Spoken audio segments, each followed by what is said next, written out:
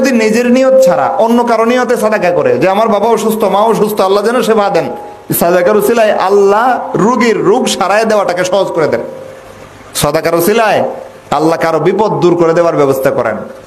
তাইলে এই সাদাকার ব্যাপারে হাদিসে যা এসেছে, এর জাগতিক দিক পাইলাম, দুনিয়ার জীবনে রোগ দূর করে দেন, বিপদ দূর করে দেন।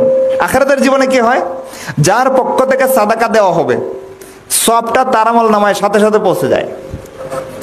এবার আপনার দাদা মারা গেছেন, আপনি 50 টাকা মসজিদে দিয়ে গেছেন, মসজিদে সাদাকা করে গেছেন। মসজিদে মনে করেন ওই এতিম বাচ্চারা লেখাপড়া করে, তাদের খরচের ব্যাপার স্যাপার আছে বা বিভিন্ন ব্যয় আছে, কোন একটা গরিব ফান্ডে, অর্থাৎ যেখানে সাদাকাত দেওয়া যায় এমন একটা জায়গায় বা ফকির মিসকিনকে আপনি সাদাকা দিলেন 50 টাকা।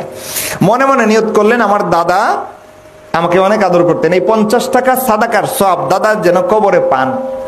শুধু নিয়তটা করবেন, সাথে সাথে আপনার নিয়ত করতে দেরি হতে পারে, সবটা কবরে পৌঁছতে এক বিন্দু দেরি হবে না। তাইলে মৃত আত্মীয় স্বজনের কবরে সব পৌঁছানোটা খুব কঠিন, খুব জঞ্জাল না, একবারে সহজ। আমার কাছে মনে হয় এক ডুব পানি খাওয়ার চাইতে সহজ। একটু পানি খাইতে গেলেও জগ থেকে মগে ঢালতে হয়, ঢাইলা মগটা মুখে না লাগাইতে হয়, লাগাই আর ঠুট দিয়া টাই না পানি মুখে নিতে হয়, নিয়ে এরপরে গিলতে হয়, ঠিক না ভাই? এক ডুব পানি খাওয়ার চাইতে দাদার কবরে, বাবার কবরে সব পৌঁছানো সহজ করে দিয়েছেন আল্লাহ এবং রাসূল।